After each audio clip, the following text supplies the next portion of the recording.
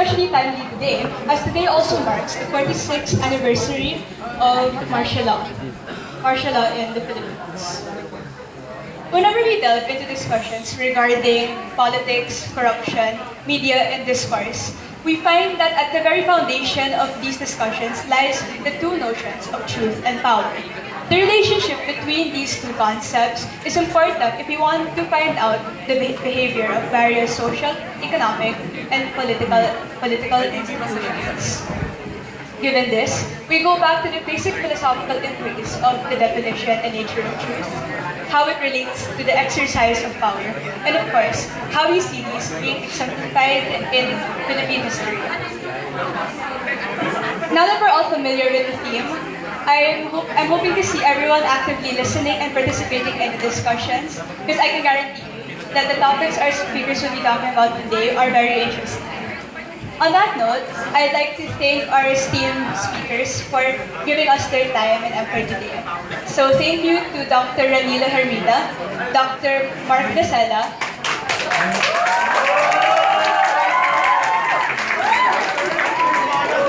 Dr. Jeremiah Joven Joaquin, and Sir Claude Yambao. This event wouldn't be possible without you. Once again, I'd like to thank all of you for your time and for celebrating our anniversary with us, and may you enjoy the rest of your evening.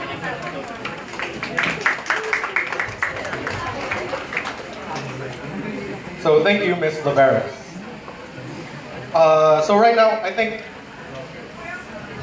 we should get into what we all came for, which is our program proper.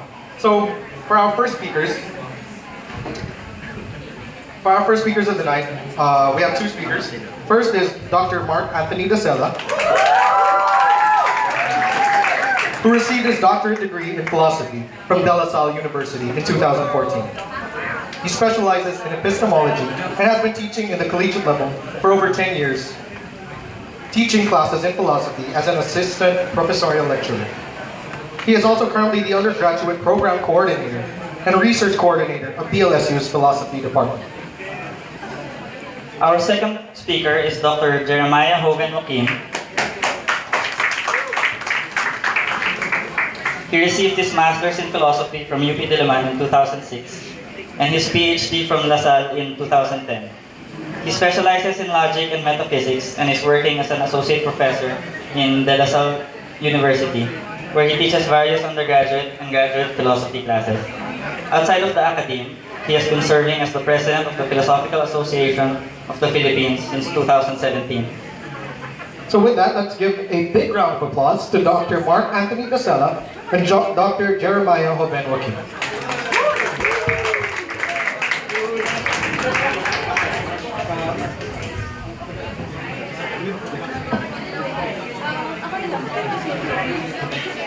Hi everyone, good evening. I'm Mark.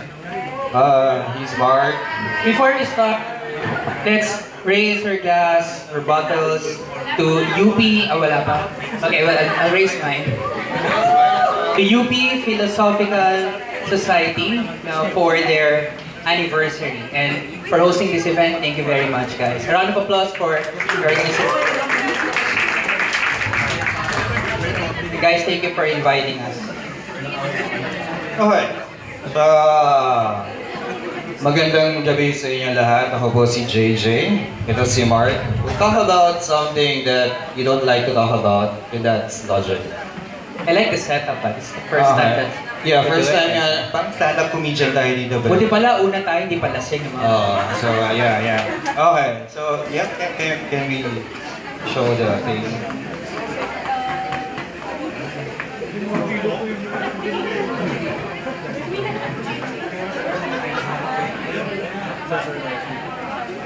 Shout out to my class.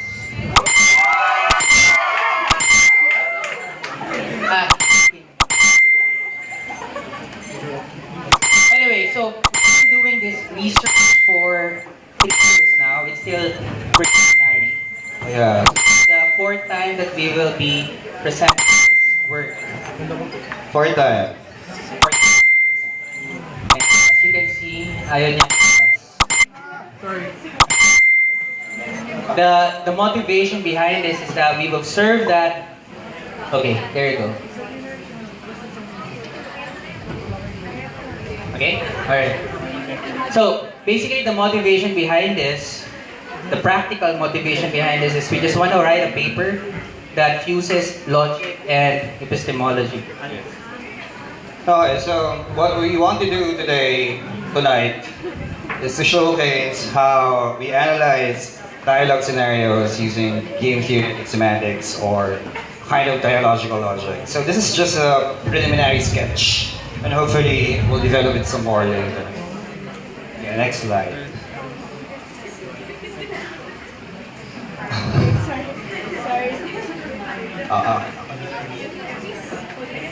There you go.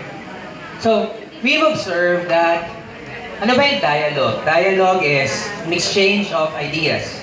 Supposedly like we're having right now. So we observe, well, we accept that number one, dialogue is one of the many ways by which you arrive at the truth. Right?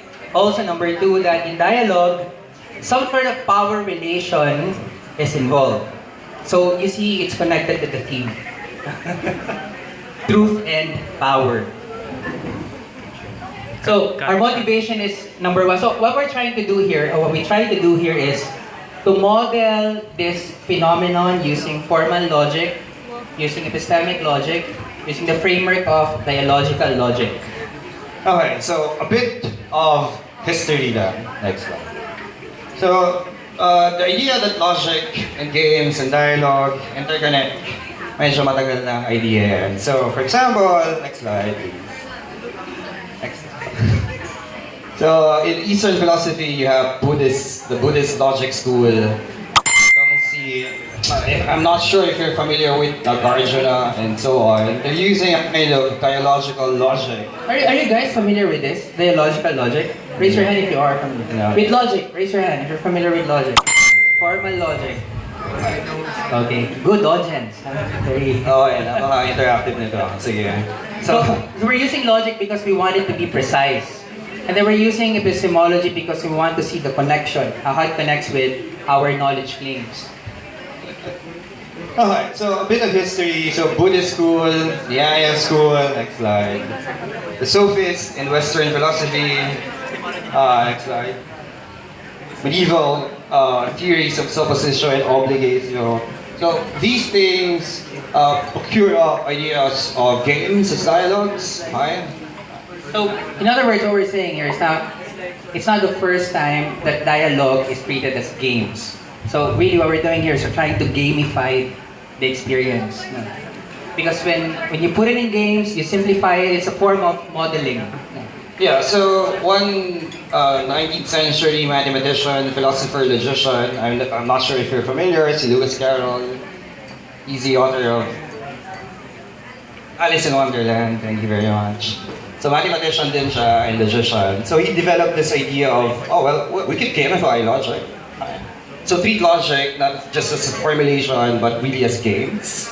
So he has a book, Game of Logic, if you're interested. Next slide. So there's also this guy. Next slide. Next slide, please, ma'am.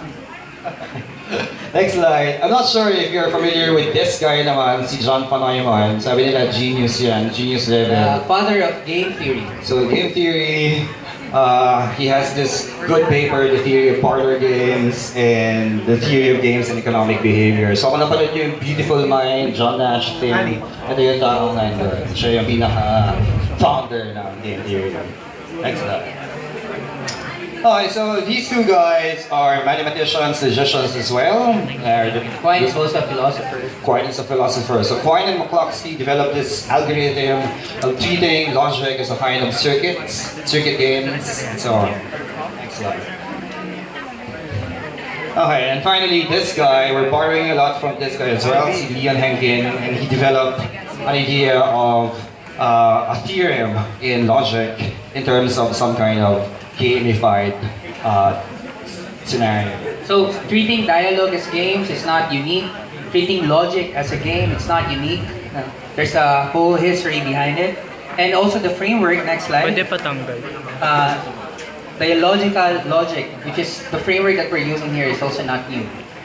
So the framework is something like developed by this guy, si Paul Lorenzen. So in the 1950s, 1960s, along with his student, Kuna Lawrence. So they developed this mathematical device called dialogical logic. So their other guy that will be lifting a lot from will be Jakob Hentiga.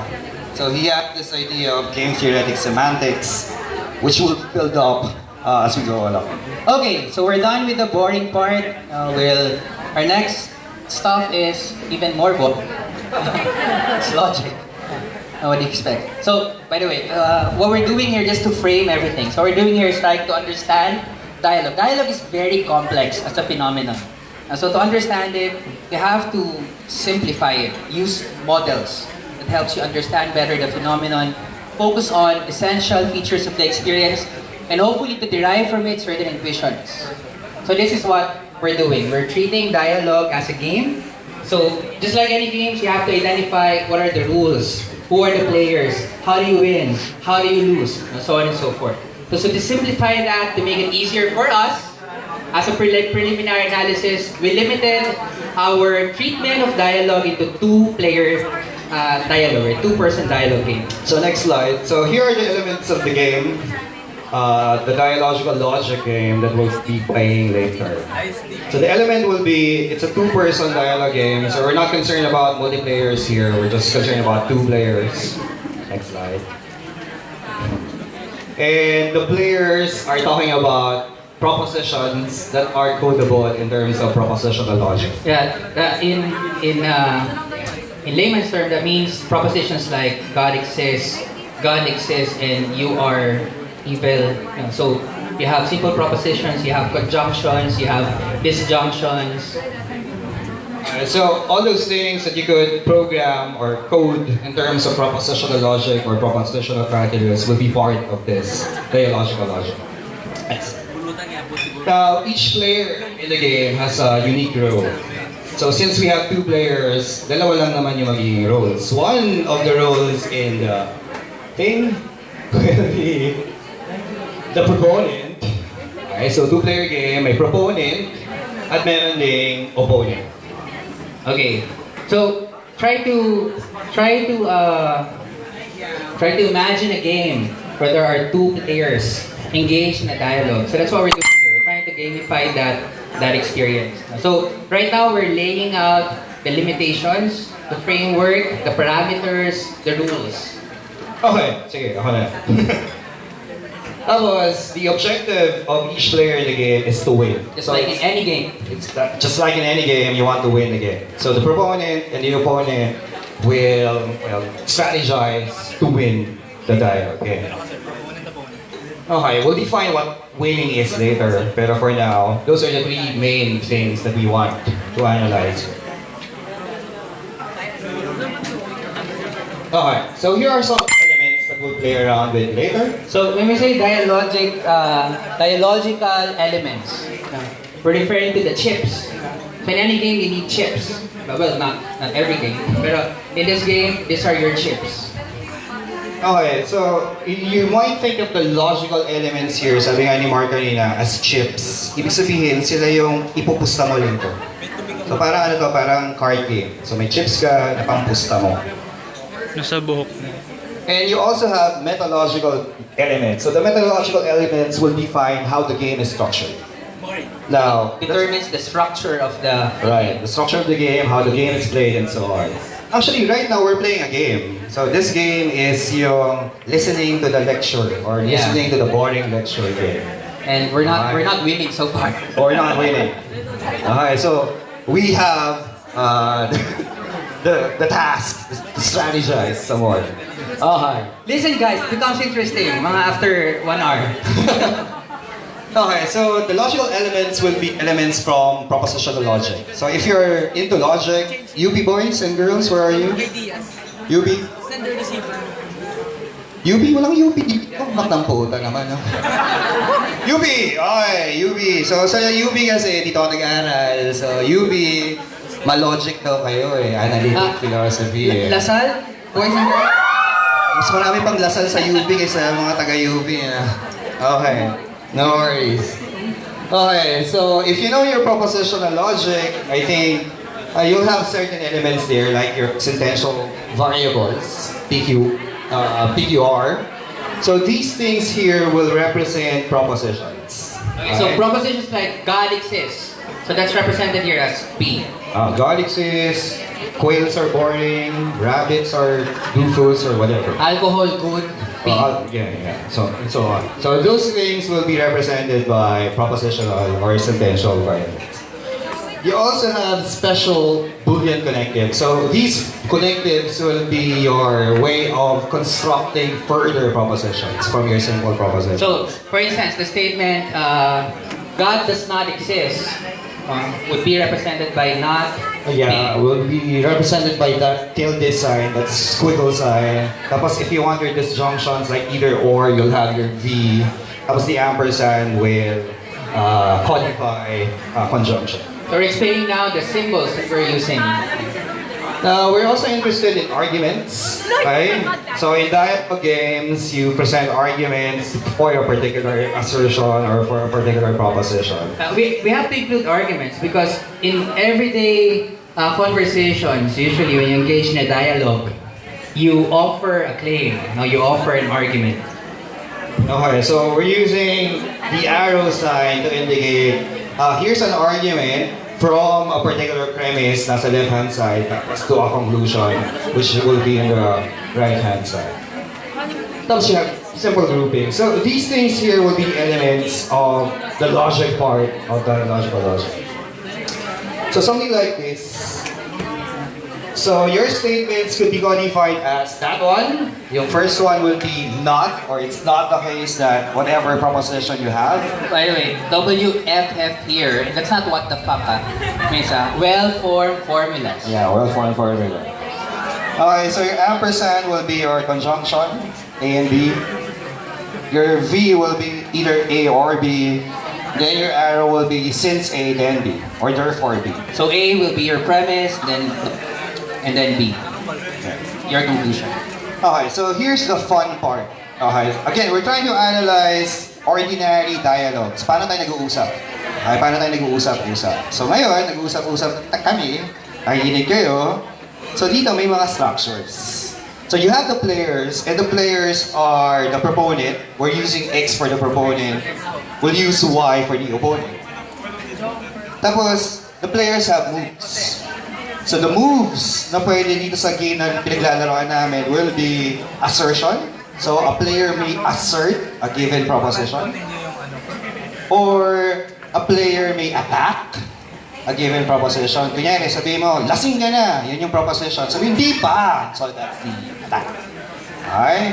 And then the player can also defend a proposition. Paano hindi pa ako lasing? May tama lang. Parang gano'n. So yun yung defend.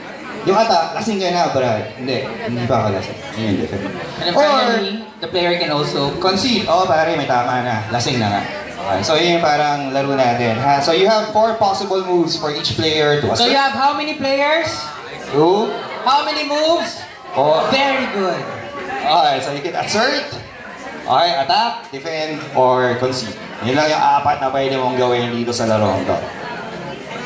Okay, so you have the propositions. Of course, the propositions will be the things asserted, the things defended, attacked, or whatever. Okay? So all formulas that you could create from propositional logic will be the propositions in this game. Okay, certain formation rules lang. So the structure of type of games that we'll play around with So earlier we gave you the moves that you can make.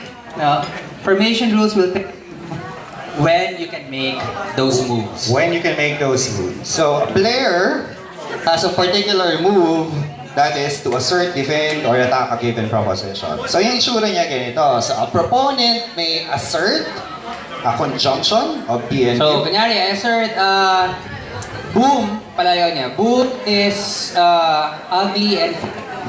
Hello? Boom is ugly and fat. Putang ina. So yeah, boom is ugly and fat. That's an Okay? assertion, so conjunction. That's the assertion. Proposition is represent. So doon, si Mark, he asserted that proposition that boom is ugly and fat. The I could attack. Hindi naman pangit, Brad. So he's attacking P. Oh, hindi naman pangit. Pat lang, pat, pero hindi pangit. And then I can defend. Pangit! Oh, yun, pwedeng sabihin niya, hindi, pangit talaga eh.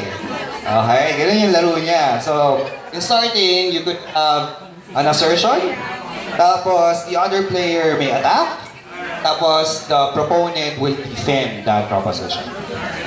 Now, the opponent, Y, could concede. O, sige na, pangit na. Okay, tapos na. During which the game ends. Tapos na yung laro. Wala na tayong pag-uusapan. So, Concede na eh. in this case, who won the game? X or Y? X. Nice. Okay, very good. Okay, so kanina nakita niyo pa paano naglalaro yung mga players. Ngayon, ito naman yung rules paano mag-attack, paano mag-defend ng mga propositions. Okay? So ito yung mga tinatawag na particle rules. So the particle rules are a bit technical pero hindi. So the formula involve how to attack it and how to defend it. Ito yung table na gagawin natin. By the way, guys, what we're explaining to you now is our way of modeling this. Okay? It's our way of modeling dialogue. So, kunyari, an assertion will be P, a simple proposition, like, Mark is fat. Ganti lang, Brad, ganti. So, if that's a proposition, it can be attacked, nor can be defended. So, hindi mo pwedeng atakihin yung simple proposition. Kasi parang wala ka naman sinasabi. Sinabi mo lang, you just asserted a proposition like, Mark is fat, UP is cool, De La Salle University is whatever. And if you attack, it leads to a circularity.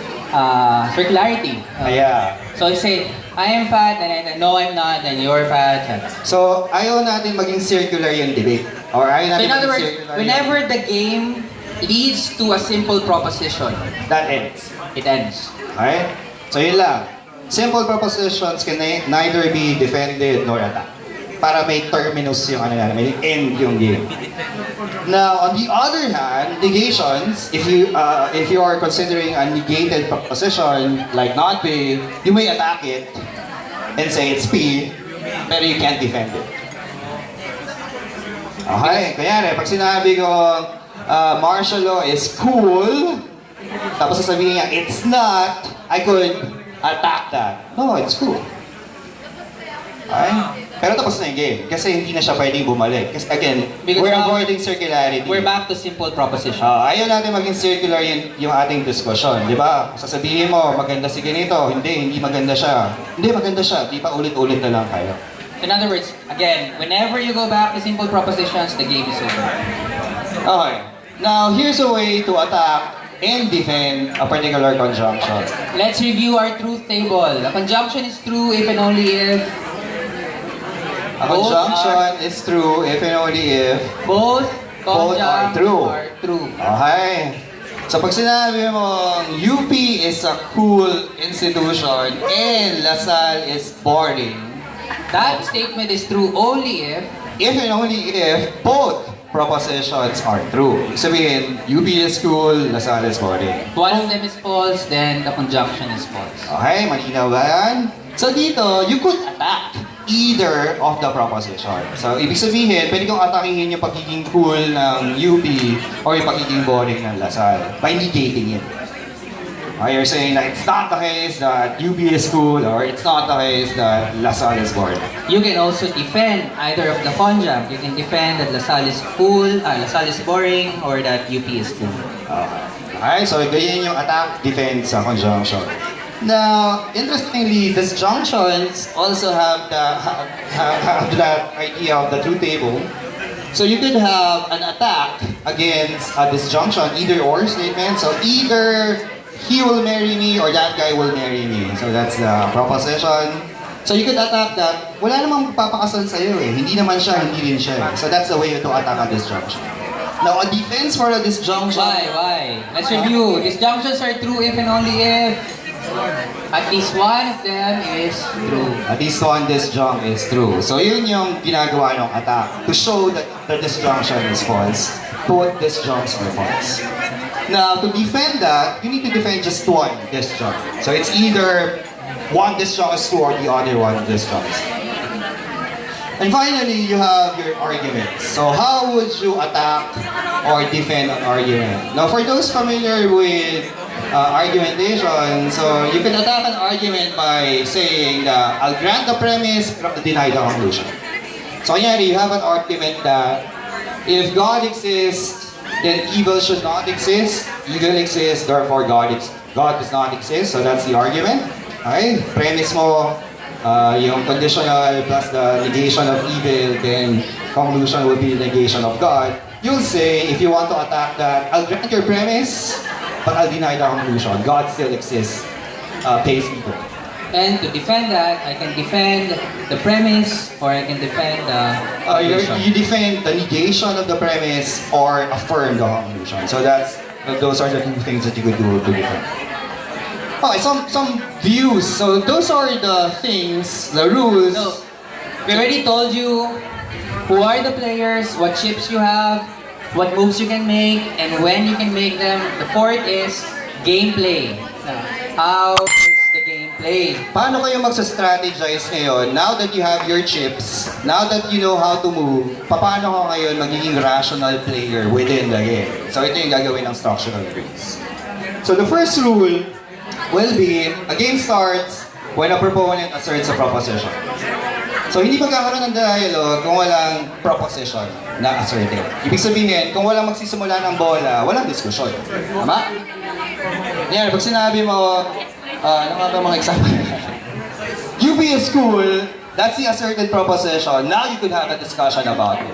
Pero kung walang asserted proposition, syempre, ba't kayo magdi-discuss? Okay, why don't we try that? Can you quickly just think of a proposition that you want to assert?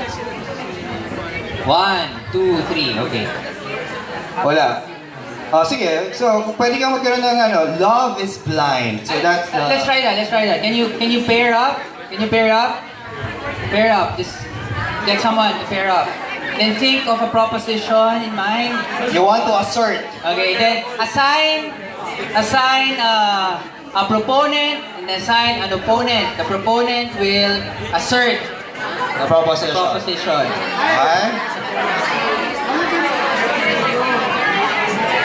Okay.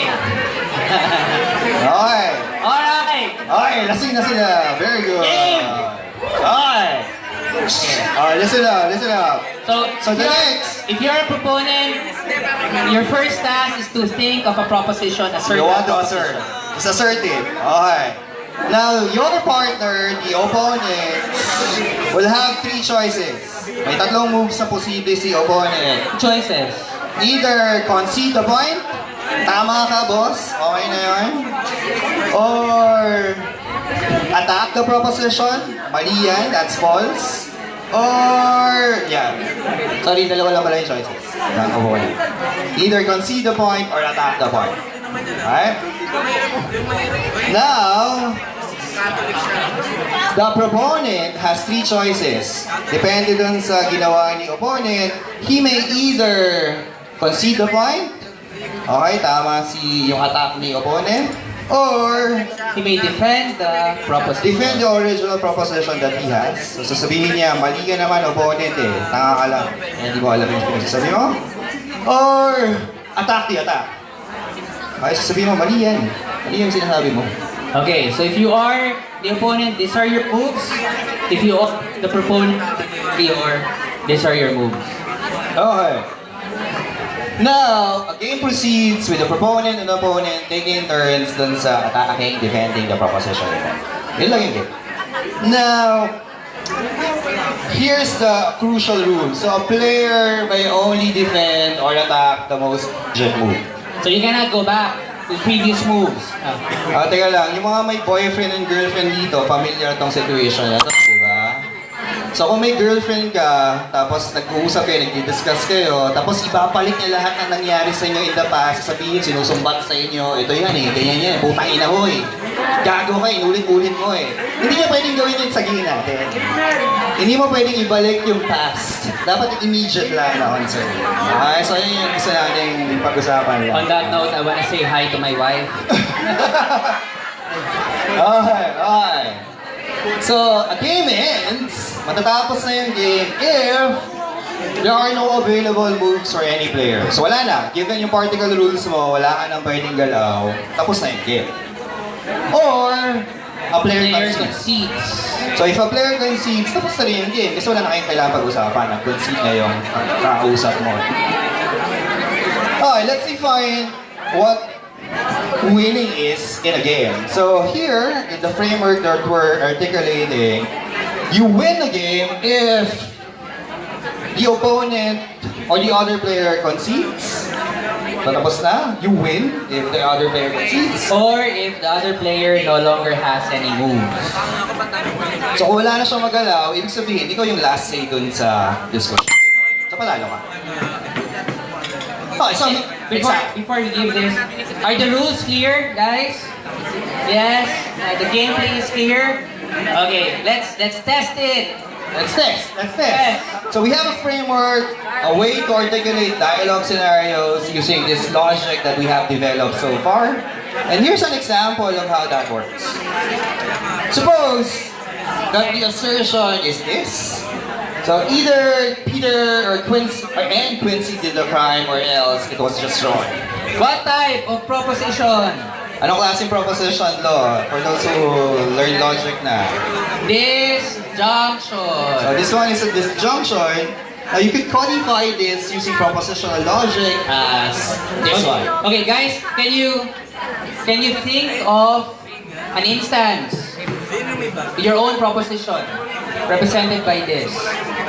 So think of a conjunction functioning as a disjunct of a disjunction. Okay, so yeah. If you could codify your propositions in terms of this, makikita nyo na there's a way to articulate kung paano ka mananalo or matatalo dun sa game. Kung ito yung assertion. Okay, so let's see how it works. So if the proponent asserts that proposition, that is, the proponent asserts either P and Q or R. Wait, let's test. Can anyone guess what is Y's next move? Y's move. Ano pwedeng gawin ni opponent if that's the asserted proposition? Anyone? Attack! Tap! So paano yung i-attack? How do you tap? Actually, pwede niya muna i-concede. Okay, concede niya, sabihin niya, tama ka, ayoko na makipag-usap sa'yo. Tapos, Medyo lousy si Y dito eh. tamad makipag-usap, ayaw niya makipag-usap sa'yo, tapos na yung laro. So in this case, since Y conceded, X wins. Okay? Now what if Y attacks? So the attack would look like something like this. So he'll say, okay, your disjunction looks like either P, N, Q, or R. So I'll deny both disjuncts. Sabihin ko, di naman totoo na P and Q eh, at hindi rin totoo na R eh. Okay guys, can you guess what would be X next move? Defend what? Ano yung pwede niya i-defend dito? Yes! What did they say? Okay, pwede niya i-defend yung R. Ay, defend niya yung X R. can defend R. Okay, if that's the case, meron pa bang available move for Y? What's Y's next move? Pwede ba siya mag-attack or defend? Wala na, tapos na. Why? Because we're back to simple proposition. Tapos na yung usapan, di ba? Okay, so if that's the case, X would win the game. Okay, simple? Simple enough? Next! What if X defends the other disjunct? So In other words, X can either defend R or conjunction of P. conjunction of P and Q. So if X defends P and Q, then Y could question or attack one of the conjuncts. So he say not P. This is the case. Is there an available move for X? Ano pwede gawin ni X? Yes. X will just defend that proposition and he'll say a P. And now we're back in simple proposition. So wala nang pwedeng move si Y. So in this game, X wins. So that same game move mangyayari if the other conjunct will be questioned. So in both cases, X will win. Now, Okay, so that's the first phase. So we've developed a model, tapos we've analyzed that scenario, and now we're analyzing a scenario involving arguments. okay, so here's a simple argument that you may have. So, simple lang, from a conjunction, therefore, you'll get either of the conjuncts. So, kunyari, UP is in Quezon City, De La Salle is in Manila. That's your premise. Therefore, UP is in Quezon City. Now, intuitively, that's a valid argument, di ba? P and Q, therefore P. It's valid. Okay, let's see how the game will flow. Okay? Given the logic that we have. So, notice that in this case, Y may question the argument. He'll say, I'll grant your premise, but I'll question your conclusion. Now, notice what the proponent did. He just reasserted the conclusion. And here he wins. We're back to simple proposition, so X wins. Okay? So dito, it's a valid argument. Okay? Valid yung point ni proponent. And he wins the discussion. Pero hindi importante eh. Kasi this framework that we have developed also admits the case wherein the opponent may win. Wait, guys, do you understand what's at stake here? So, normally, intuitively, if you offer a valid point in a dialogue, you'd think that you'd win, right? To offer a valid point, you think that you'd win. But in this case, we identified an instance where a player offers a valid point, and yet he ends up losing the game. He may lose the game kasi notice what he did in the third line. Okay? So again, the argument is valid. So the assertion is valid. Sorry, the argument is valid. The second is just the questioning of the validity. So we'll grant the premise, question the conclusion. Pero notice what X did in the third line. Anong sinasabi niya? The third line, X questions his own Premise. Tanga, no? Kung isipin mo, may ganitong mga tao eh. Di ba nag-assert ng valid point, pero kung-question niya yung mismong premise niya eh. So if that's the case, the opponent will win the game. So the next move is Y defends the premise, and then X questions the one of the conjuncts, and Y ends up with simple Okay, proposition. okay. So that's interesting from the point of view of logicians like me. Kasi, intuitively nga, dapat valid yung point, dapat palagi kang panalo. Ba't ganun? So what's going on there? Now, interestingly, may corollary siyang result. That is, if you have an invalid point, something like this, so this one's invalid, definitely it's invalid. So from a disjunction, you conclude one of the disjuncts. That's invalid, by the way. Okay? Pero you have a winning strategy. Sorry, here's the losing strategy for X, pero there's a winning strategy for X, for the proponent. Okay, so in our attempt to analyze dialogue situations, we found out that number one, in some cases, a player has a valid point, can end up losing the game. And then number two, in some cases, a player has an invalid point, can end up winning the game. And that for us is an interesting case. But unfortunately, so far, given the model that we have, we cannot account for, we cannot explain why this is the case. Bakit? Bakit nga? How is it possible that someone who has a valid argument, tama naman eh, parang si ano, sino ba yung laging pinukutsya ni Duterte? Ay! Bawal. Mamuliti ka ngayon. Okay lang naman. Pero, do you think that there's an analog in real life situations? Have you ever experienced engaging in a dialogue where you believe that you have a valid point, Pero you and lose. yet you end up losing that dialogue, and vice versa? Or you have an invalid point, pero nananalo ka. Usually, mga asawa natin ang nananalo dyan. Ano ba, wala asawa mo dito? I mean, what does that say about truth? What does that say about power? See, I'm being faithful. Okay. So now we came up with a kind of epistemic solution.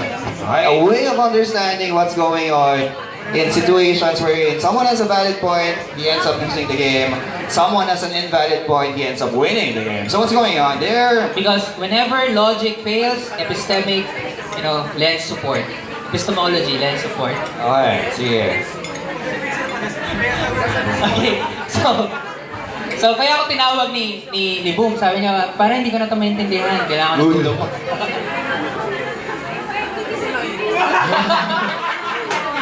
Okay, sige. Well, I'd like to recognize our chair, Dr. Hazel Diana, the Philosophy Department. Okay, sorry. So, our theoretical framework is belief. Now, this is what we borrowed from epistemology. When you believe something, definition, you accept it as true. It's not necessarily true, but you accept it as true. Okay. And then, there is a view that says that beliefs can be categorized into dispositional beliefs and occurrent beliefs. Do you guys believe that God exists? Okay, that's a belief right now that you are entertaining. But before I asked that question, it was a belief that possibly you have, but you're not entertaining. So, beliefs that you're entertaining right now, they're called occurrent beliefs. Beliefs that you're not entertaining, they're called dispositional beliefs. So, we sort of extended this framework a bit, and we postulated what we call doxastic frames. By doxastic frames, we're referring to the set of propositions a player accepts while playing the game. In other words, these are the chips that you played. So, we are assuming, we are for this purpose that the propositions that you are playing are propositions that you accept. Which is not the case in real life, but for this purpose, your assertions are also your beliefs. Okay. Sige. So, we lay down certain definitions pa. So, you have a consistent D-frame if and only if all commitments I play can be true at the same time. Okay? Kung lahat ng commitments mo or nasa D-frame mo can be true at the same time, so that's a consistent D-frame. You have a consistent play if and only if the player does not make any contradictory move along the game. So, As you go along the game. we added values. In other words, to analyze that interesting case, we needed to add a certain framework. Add certain rules, like consistency of play and then consistency of frame. So, Okay. let's go back to this case. This case, Valid point. it's an instance where the player offers a valid point but ends up winning the game. So, how do you identify the contents of the frame? So, you look at the gameplay. In this case, the frame, elements of the frame is P and Q. So, there is no inconsistency in the frame. The frame is consistent. And the play is also consistent. Why? Because there is no move that contradicts any other move. Now, this one is an interesting game because here, X has a valid point, pero he ended up losing the game. We explain it in terms of inconsistent defense. So how do you identify the elements of the frame? Number one element is P, Q, and not P. Where's the consistency? P and not P. Parang ang sinasabi namin dito, parang yung initial commitment mo, P, pero as you play the game, you ended up saying not P. So, ibig sabihin, contradictory na yung frame, yung doxastic frame. Parang naniniwala ka na may true love, pero habang discuss mo siya, hindi ka pala naniniwala talaga. So, matatalo ka talaga dun sa game. And also, notice move number 1 and number 3. 1 and 3. What do you notice? 1 and 3. In number 1, he accepts P and Q. In number 3, the same player rejects, denies P and Q. So there is also inconsistency of play. A move contradicted another move. So, Okay. inconsistent frame, inconsistent play, even if he has a valid point, leads to Losing losing. the game. Okay? Now here is the explanation that we have why you could have an invalid point, skip ko na ito brada, pero end up winning the game. So how do we do that? You have an invalid point, pero you have a consistent D-frame, and you have a consistent play, you win the game. Ibig sabihin, siguro tanga lang yung kausap mo, kaya hindi niya nahuli yung invalidity ng iyong point. Okay, so invalid point, consistent D-frame, and consistently. Okay, so what do we get out of this? Free booze. Okay, what do we get out of this? Number one, based on our analysis, realize that doxastic commitments play an essential role in dialectic engagements. It's actually good if the results of modeling is intuitive. Kasi ibig sabihin, what we model sort of is analog to experience. And number two, consistency of commitments greatly impacts the outcome of the game more than validity of assertions. Ibig sabihin, pag nakikipaglaro ng tao, nakikipag-usap ka, hindi yata importante yung validity ng point o yung truth eh. Sa consistent ka lang. Ibig sabihin, kung gusto mo magpalusot, dapat consistent yung palusot. Para hindi ka mahuli. Results and applications na lang and further work. So the results will be as follows. We have formalized dialogue games, okay? And characterized deep frames as a way of understanding certain types of games. And more importantly, all that work leads to two intuitive results. Number one, truth does not always win. And number two, power shifts in dialogue. Application, so what we're doing right now is we're trying to program dialogue games. So using computers and algorithms para makita kung paano ko mananalo or matatalo sa isang game. So right now, I'm working on legal cases, predicting kung ano yung mga pwedeng possible moves ng prosecutor at ng defense. Further work lang, so we just played around with two-player games, pero right now we're thinking of n-player games and assertion games. Ibig sabihin, hindi lang yung isang proposition yung involved, pero multiple propositions sa pinaglalaroan sa game. And further work will be non-classical games, dialogue games. Kasi yung pinakita namin, truth or falsities lang. Paano kunyari may degrees of truth? Kunyari, 90% probability lang yung truth ng proposition mo. So how would your logic explain that? So we're working on that as well. And we're asking you to join this discussion kasi bago pa lang naman siya. Wala pang gumagawa dito nito. But if you're interested, yeah, work in. To do this, it took us three years to do this. So probably 4 more years to do the other stuff. Okay, so that's it. Thank you very much.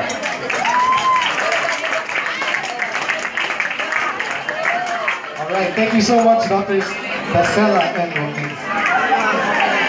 Alright, quick reminder. I know everyone's enjoying, everyone's having fun, got the drinks, but if you could, please just keep it down a bit so we can still, keep the atmosphere philosophical. Alright.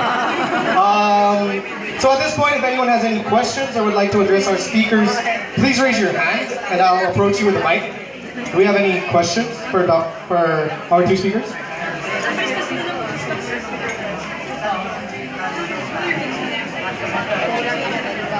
Anything you want to maybe express, comments? Anyone?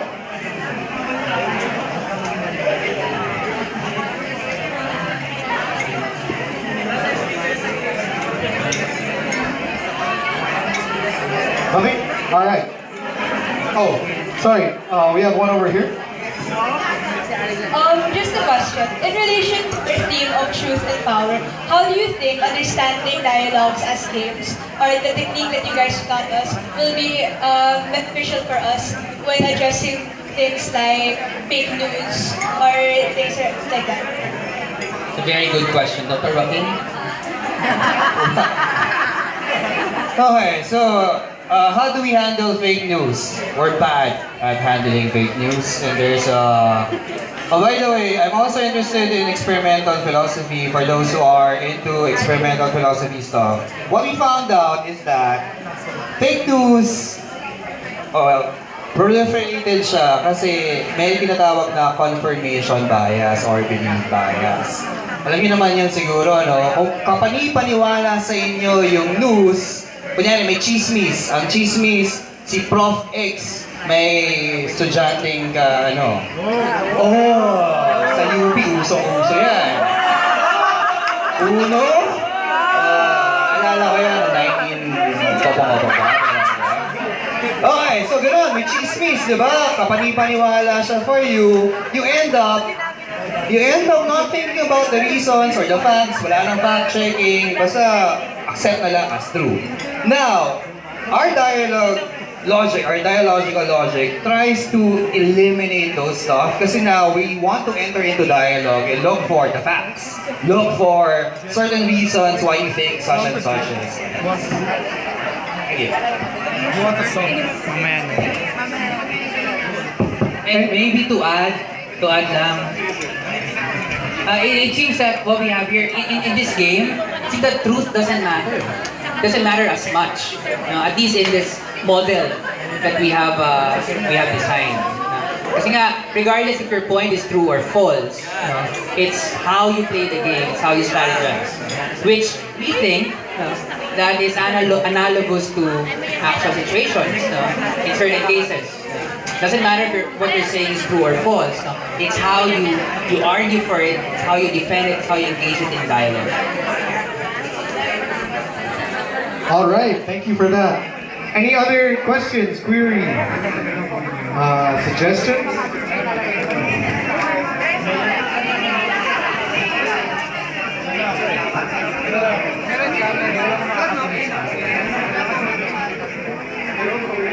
Oh, there, solid.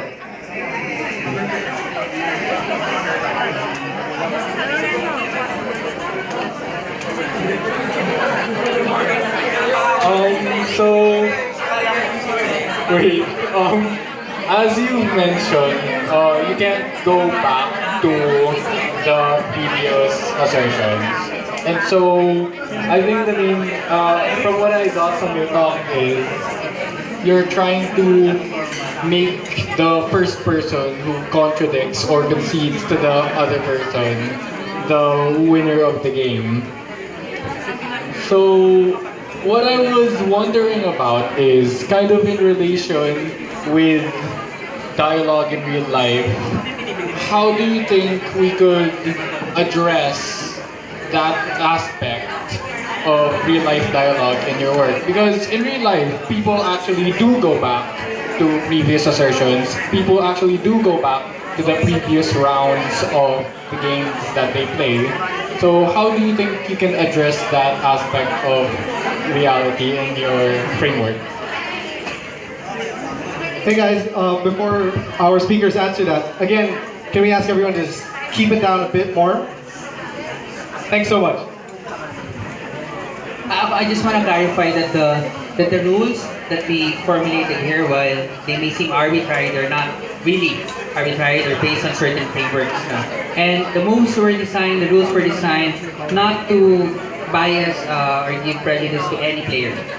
So that's why when one of our results, parang we said that we noticed that power actually shifts. So parang initially we were thinking whoever is the proponent necessarily would win because he sort of dictates the flow of the game. So parang that initially was intuitive for us. Whoever is the proponent has the power. But as it turned out, as we analyzed the different situations, opponent can win and then an opponent can win. For your next question, Dr. Martinez. No, ako interesado ako dun sa mga binabalikan kahapon. Di ba? Kasi kunya may karelasyon ka. Kung sabihin mo, sabi mo nung time 1, sabihin mo 5 isang kita, tapos kaya sabihin mo na hindi na kita mahal. Sabihin sa'yo ng partner, putang ina mo, mahal mo ako dati, kaya hindi na sa contradiction na. No? Try to eliminate that sort. Kasi nga, we're accepting na may mga immediate things going on between time 1 and time 2. Ngayon, paano naman kung napaka-immediate lang, hindi 5 years? Kaya rin, 3 days lang. Sabi mo, mahal mo ako, ngayon hindi na. 3 days ago, mahal mo ako, ngayon hindi na. Gago mo lang ako noon, di ba? Ngayon, we don't have such an apparatus to address that question yet. Pero that would be interesting if you develop a certain sort of time algorithm. Na parang medyo technical. So, right, on top of my head, I'm thinking of a kind of situation where you could have a fuzzy judgment. Diba? Kaya at time 1, mahal kita pero hindi naman pala mahal, siguro 70% lang. 70% lang yung love. Tapos, parang may beer pa nga dito. meron. Something like that. So that you could account for changes in judgments.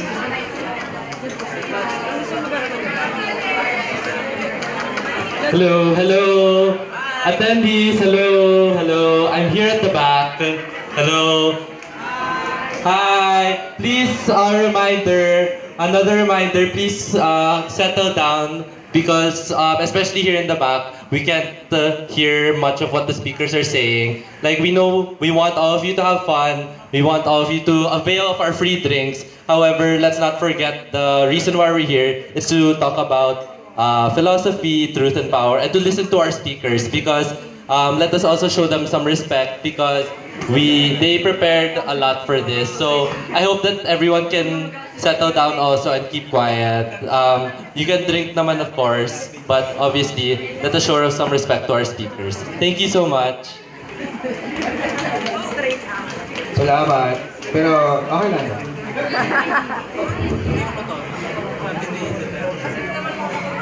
All right, so do we have any other questions, points of input?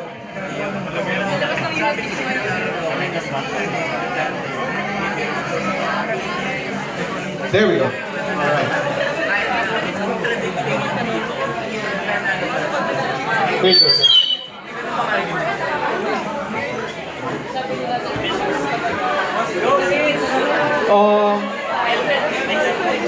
Based dun sa sinabi mo kanina, we can base yung love in percentage. So, is it right na may tamang measurement ang love?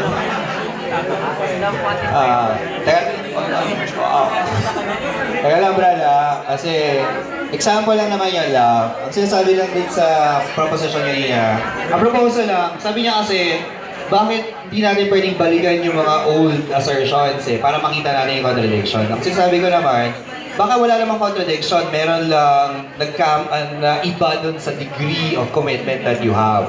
Kunyari, the proposition that I love you, maaaring assertion yun ngayon, you have 70% belief na you really love that person, pero after a while, nag-shift na yung degree. So any proposition would have that kind of thing as well. Kunyari, right now, I have a gray shirt, pero mamaya, pag dinabanan ni Mrs., lalagyan niya sa Clorox, magiging puti na. So, magiging false na yung gray shirt yun. Pero nag-fade siya eh. So, the propositions might have that fading quality as well. Something to that effect. So, that's the idea that I have. So, to answer the question about contradictory propositions or contradictory assertions.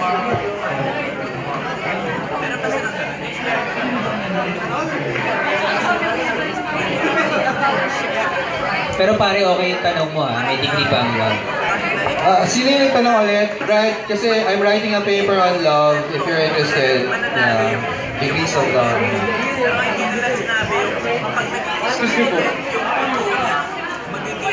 Di ba po parang every game may dirty plays or cheats? Paano po i-address yun sa framework na ginawa yung cheating?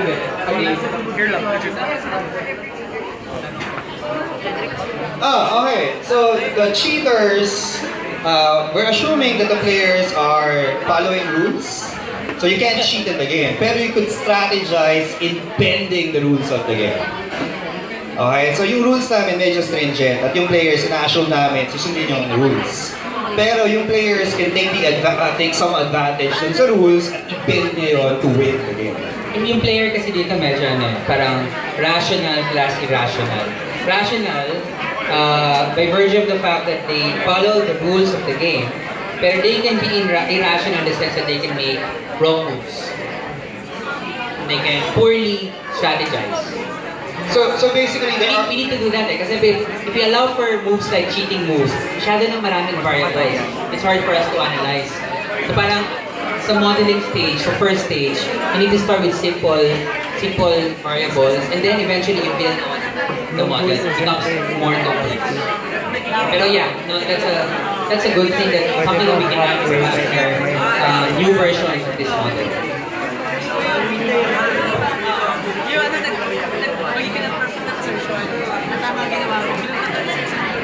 Hi guys, so do you guys have any more questions to ask our speakers?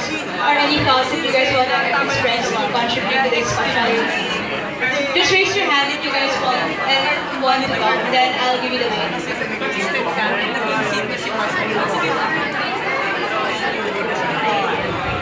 Let us know if you guys have any things you want to express, then I'll give you the microphone.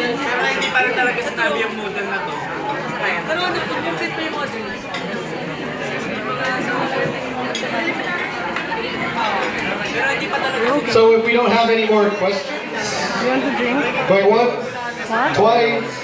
All right. So thank you for that. That was really informative, really interesting. At this point, I'd like to call on our president of UP PhilSoc, Mr. Alberto Ignacio, along with our VP for Academics, Ms. Alisa Loveras, to present our certificates of appreciation, as well as our tokens, to our speakers.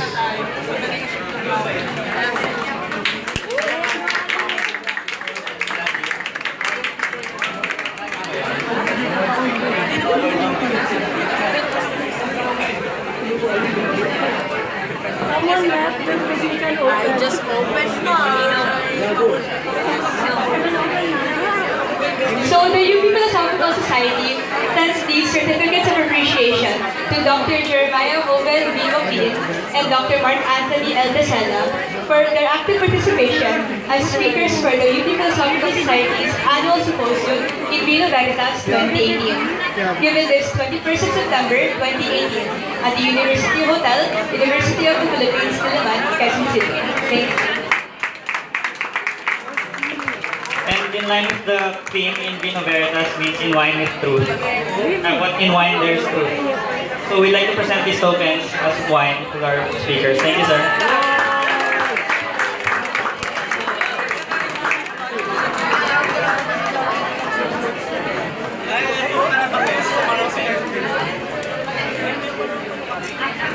Kinuha ko lang sa stock.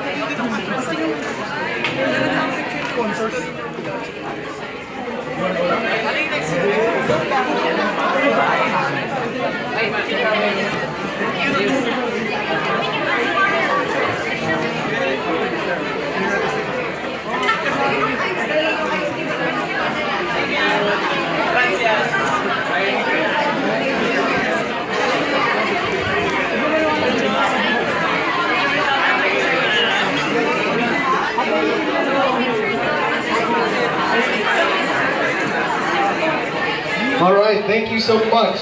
We just want to thank our sponsors and our partners once again. In Vino Veritas is brought to you by the University of the Philippines Philosophical Society.